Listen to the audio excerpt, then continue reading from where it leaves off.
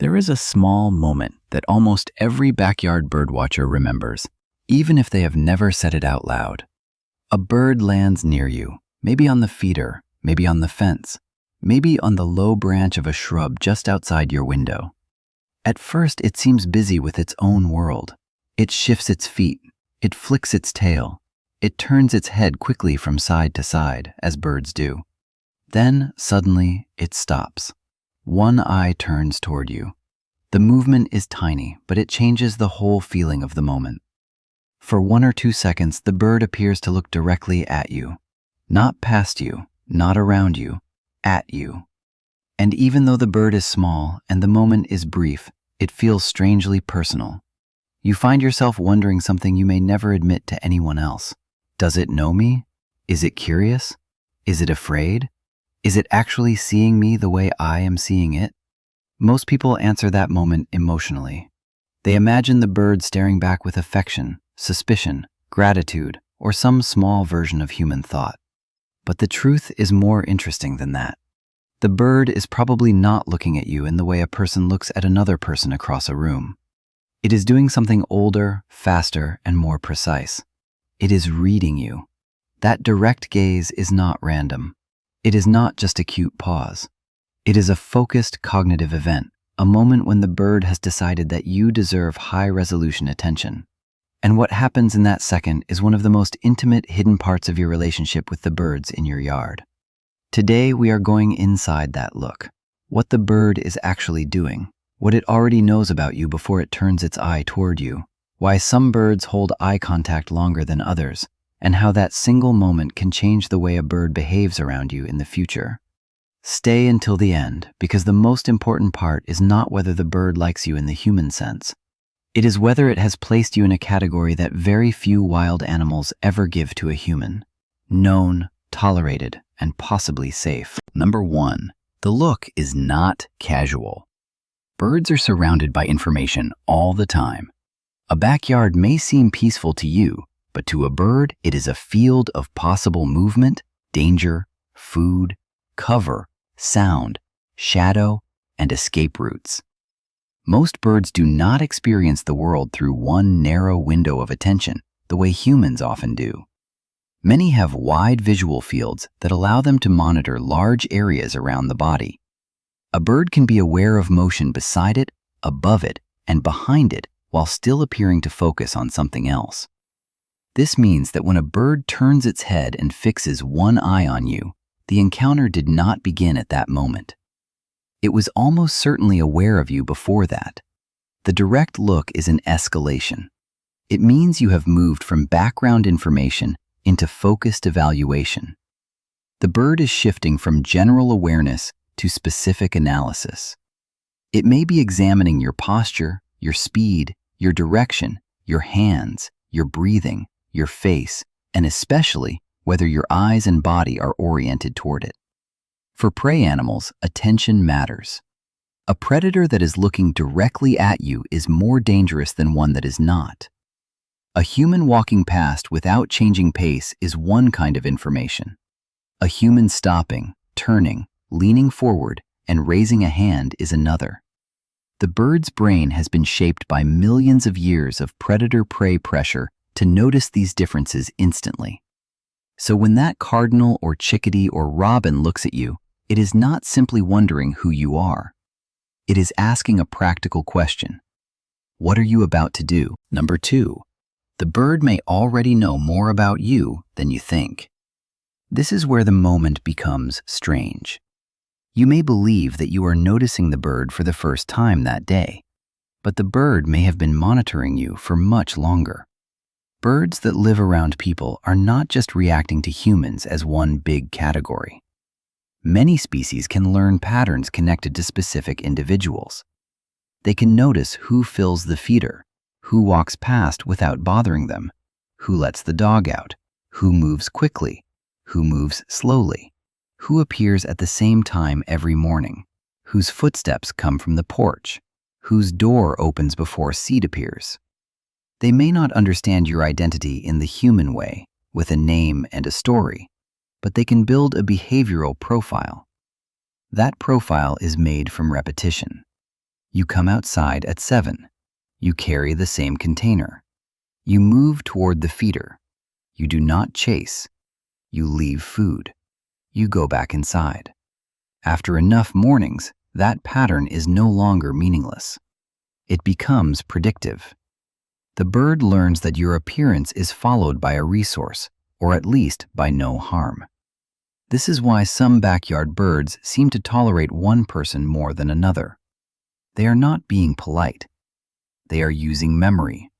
They are comparing the present version of you with stored information from past encounters. Your sound matters too. The scrape of a door, the rhythm of your steps, the way you speak near the yard. Even the seasonal rhythm of your behavior can become part of the pattern. In that sense, the bird has something like a file on you. Not a human file, not a conscious biography, but a living set of associations that is updated every time you appear. Safe, loud, predictable, unpredictable. Feeder person, dog person. Threat, not threat. When the bird looks at you, it may be checking that file against the animal standing there now. Number 3. The length of the look matters. A very quick glance is often just a rapid threat check. The bird sees you, measures the risk, and returns to feeding or scanning. In that case, the message is not emotional, but it is still meaningful. You passed the first test. You were noticed, evaluated, and not considered dangerous enough to trigger immediate escape. A longer look is different. When a bird holds its gaze for a second or two, especially without fleeing, it may be doing a more detailed comparison. Is this the familiar person? Is the posture normal? Are the hands empty? Is the distance acceptable? Has anything changed? This is why stillness can feel so powerful around birds. If you stop moving suddenly, you may become more interesting, not less. Movement gives information, but unnatural stillness also demands evaluation. A bird may look longer because it is trying to decide whether your quiet body is safe or suspicious. Sometimes the look is paired with a soft call. A chickadee may give a small note. A cardinal may make a quiet chip. A crow may call from above. These sounds are not always directed at you in a sentimental way, but they can function as contact, alert, or social information. The bird is not only seeing you, it may be communicating your presence to others, or confirming its own position while it decides what to do next. And if this is a new bird in your yard, the first few encounters may involve more caution and longer evaluation. Over time, if every meeting ends safely, the look may shorten. The bird no longer needs to solve the whole puzzle from the beginning. It recognizes enough of the pattern to keep going. Number 4. Inside the bird's brain, several systems are running at once. Direct eye contact is biologically serious for many animals. In the wild, being stared at can mean being targeted. So the bird's threat system does not switch off just because you love birds. Your good intentions are invisible unless your behavior has made them predictable. When a bird looks at you, part of its brain is likely evaluating danger in real time. Distance, angle, motion, escape route, cover, previous experience. But memory can change the strength of fear. If the bird has seen you many times and nothing bad has happened, stored trust can begin to suppress the escape response. This does not mean the bird has decided you are a friend in the human sense. It means the cost-benefit calculation has shifted. Leaving costs energy. Abandoning food costs opportunity. Staying carries risk. If your history is safe enough, staying becomes the better choice. Reward systems may also be involved. If your arrival predicts food, water, or a calm feeding environment, the bird may associate you with positive outcomes. That is why some birds seem to appear when a familiar person steps outside. They are not reading your soul. They are reading probability. You have become part of the yard's pattern. The brain then turns evaluation into action. Stay, fly, call, feed, freeze, shift to cover, move closer, move farther away. All of that can happen in the same second that you experience as a simple stare. Number 5. The look can change what happens next. Every safe encounter updates the bird's file. If it looks at you and you do not lunge, chase, grab, shout, or move unpredictably, that matters. If you lower your gaze, move slowly, keep distance, and behave consistently, that matters too. Over time, the bird may allow a smaller approach distance. It may keep feeding while you stand nearby. It may return sooner after you refill the feeder. It may stop treating every appearance as a crisis. Trust with wild birds is rarely dramatic. It usually grows in tiny reductions of fear. One less alarm call, one extra second on the feeder, one closer perch, one moment where the bird looks at you, decides not to flee, and continues living its life in your presence. That is the relationship, not ownership, not taming, not a magical bond. A quiet agreement written in repeated harmlessness. The gaze itself helps maintain that agreement. Each time the bird looks, it verifies. Are you still the same? Are you moving the same way? Is this still safe? Familiarity is not permanent. It has to be renewed. A single frightening interaction can change the file. A sudden chase, a thrown object, a grabbing hand, even repeated disturbance near a nest can teach a bird that the category needs to change. But repeated calmness can teach the opposite. The bird learns that your presence does not always require escape. Number 6. The emotional truth is not less beautiful because it is biological. In fact, it may be more beautiful.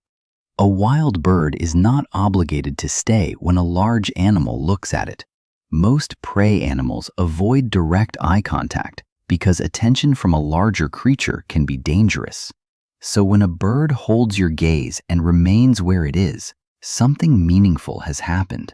It has not necessarily loved you, it has not necessarily thanked you, but it has evaluated you and decided, at least for that moment, that you are not an immediate predator. That is not a small thing. In the world of a small bird, where danger can come from above, below, behind, and beside, being categorized as safe enough to tolerate is a kind of earned permission. You are being allowed into the edge of its awareness without triggering escape. You are known. And once you understand this, those brief looks begin to feel different. The cardinal on the fence is not simply posing.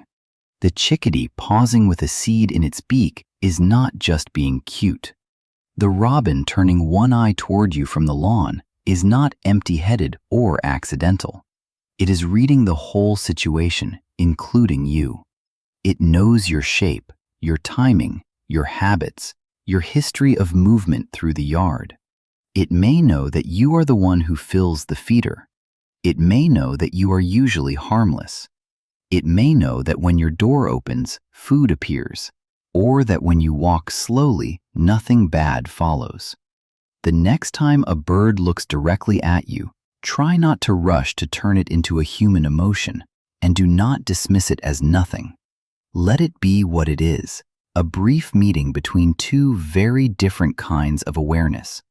You are watching the bird, and the bird is watching you back, not with fantasy, but with intelligence sharpened by survival.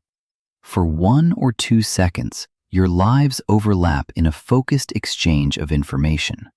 Then the bird decides.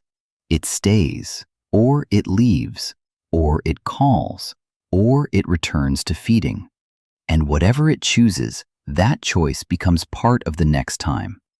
Tell me in the comments if you have ever had a bird hold eye contact with you in a way that felt strangely personal. Was it a cardinal, a robin, a chickadee, a crow, or something else? And the next time it happens, notice what the bird does afterward, because that moment may tell you more about your place in its world than you ever realized.